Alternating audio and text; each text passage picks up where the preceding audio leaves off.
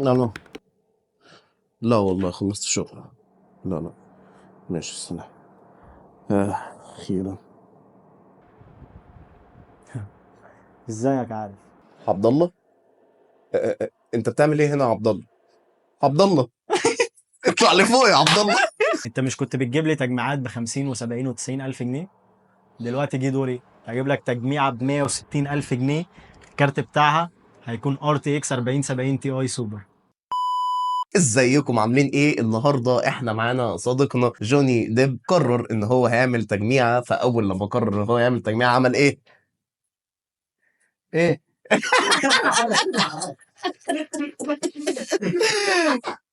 جه سيجما كمبيوتر اكيد. اشتغل معانا فيه.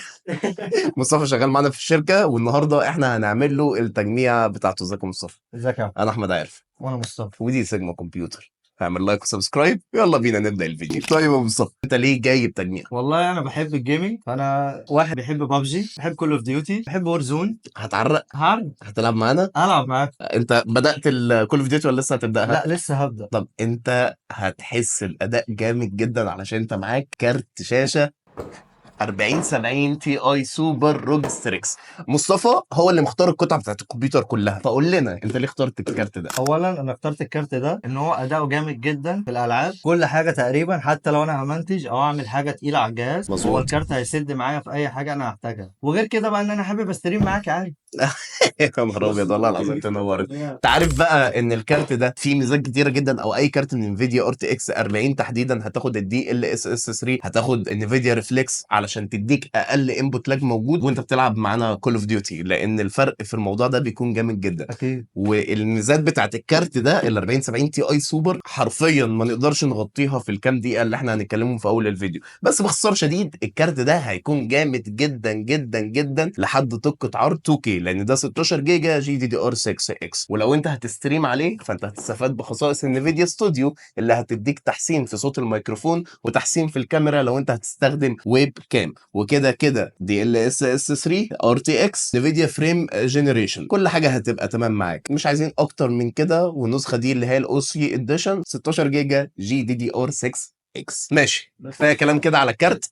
انت كده اخدت ال 4070 تي اي سوبر، ودي كده هنا بعيد. ورينا بقى البروسيسور اللي انت اخدته. اي 7 14700 كي، ما شاء الله. ايه؟ مش محتاج اتكلم عنه، ده اي 7 14700 كي، اوكي. ده 20 كور 28 ثريد، ده يعني احسن حاجه في قيمتها السعريه حاليا موجوده في السوق، وده احسن حاجه للمونتاج. هو اخد برضو البروسيسور الاي 7 ال 14700 كي عشان هو هيطلع ستريم وهيمنتج وهيلعب على نفس الماشين، فهو قرر ان هو ياخد ال 14700 كي، وان شاء الله قراره يبقى في محله. ايه بقى؟ المذر بورد. اللوحه الام بقى، ام الدنيا، بسم الله. دي فيها بورده بجد يا جدعان. ها، روج ستريكس زي 790 اتش جيمنج واي فاي من اسوس ريبابليك اوف جيمرز. ايه؟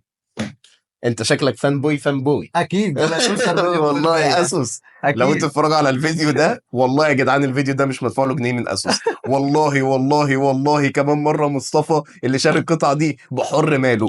فيا اسوس لو انتوا تتفرجوا على الفيديو، مصطفى ابننا بعتوا له فيجر ولا حاجه. يا ريت لسه بكمل السيت اب بتاعي. ايوه. خلينا نفتح. نفتح ونتفرج مع بعض. أكيد. يعني نخلي الموضوع الحلويات دي بقى. والله يا استاذ مصطفى انا زي ما انا ما شايف كده، يعني اول لما فتحنا البورده ما شاء الله في هنا دي بتاعت ميداليه. في دلع. دي جامده دي. في والله دلع. العظيم موت. أيوة. انا بكام البورده دي مثلا؟ والله دي قول كده يعني مثلا عامله لها كده 18 ونص. ما استخسرش فيها 18 ونص الصراحه لو هتيجي بالبتاع دي.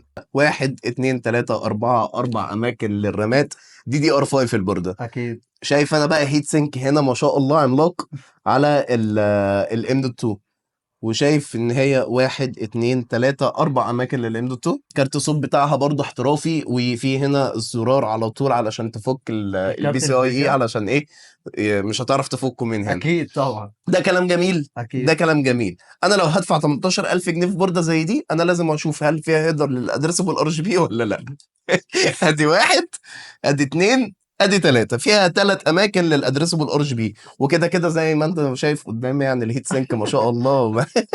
يعني هم حاطين هيت سينك على كل حته في البورده، يعني لو في حاجه ما فيش تحتيها مكثفات ولا حاجه برضه حاطين عليها هيت سينك. والشاشه دي بتنور. ده بينور RGB، الشعار بتاع روبي ستريكس. ايوه جامد والله العظيم. مصطفى ممكن لو فتحت براند تدعمني؟ يعني أكيد. لو انا فتحت براند تبقى تدعمني زي ما انت تدعم اسوس كده؟ اكيد طبعا. فتمام برضه تمام، خليها على جنب. ندخل بقى على الرامات وعلى الاستورج. صح، اكيد. ادينا الاس اس دي وادينا الرامات. ما شاء الله 990 برو 1 تيرا. ليه؟ ده بصفة مؤقتة لسه في البداية لسه. ده لسه في بعد كده. قول يا رب. إيه يا رب. الرامات برضو كليف كراس في ار جي بي 32 جيجا 2 في 16 6000 ميجا هرتز سي ال 30. اكيد. سي ال 30 صح؟ الباص بتاع 6000 والباص بتاعها 6000 جامده الرامات دي والله العظيم حلوه جدا. بص. ايوه انا مسكتها وشفتها. ايوه صح، ما تفتحها ايه الغباء ده. طيب بروسيسور زي الاي 7 ال 14700 ده اكيد محتاج تبريد يكون قوي محترم. اخدنا الكولر الديب كول اسمه ايه؟ الميستيك ايوه يا 360. زميلي.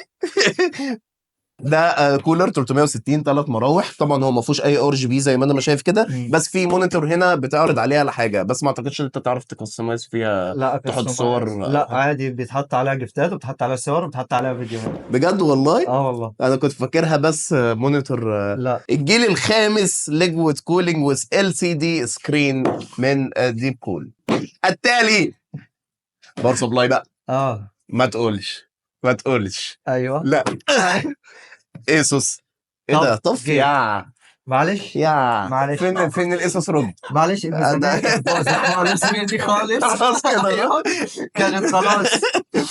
850 واط 80 بلس جولد ده 80 اكس 3. انت اخدت ليه 850 واط يا مصطفى؟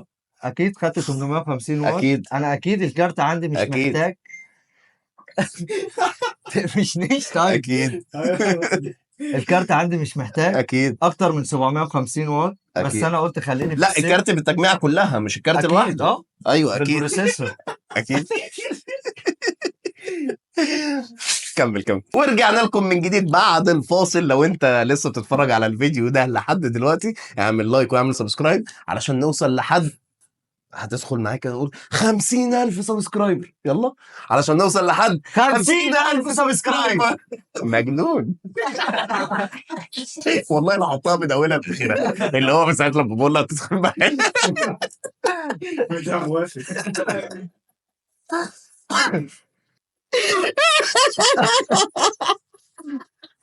ده احلى تجميع انا عملتها، او مصطفى هو اللي عملها، انا ما عملش فيها اي حاجه. خدنا 850 واط علشان يكون في زياده معانا. ده اوفر كيل ولا لا؟ ده اوفر كيل. هو مرتضي بيه ولا لا؟ هو اللي مختاره.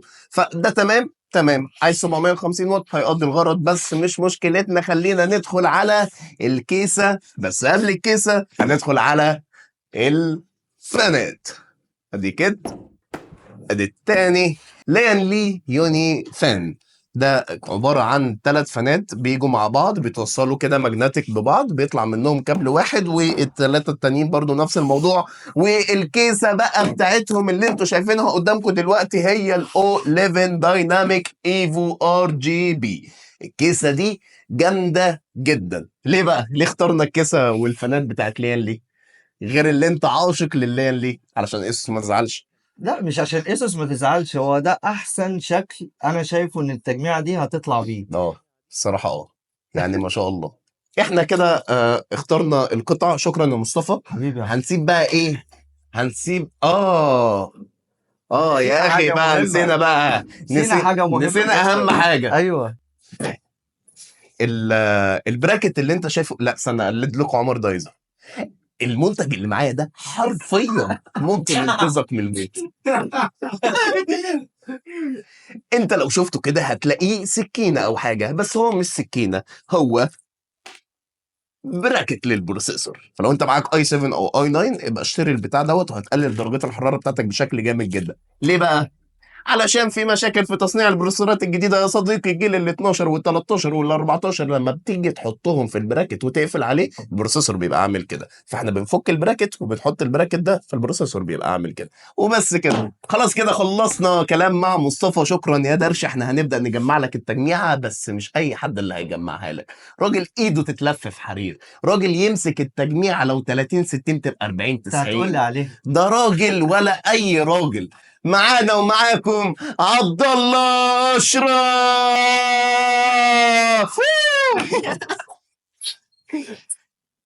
ممان، بص، انا جايبك هنا النهارده لسببين. اول سبب انا مش قادر الصراحه اجمع حاجه.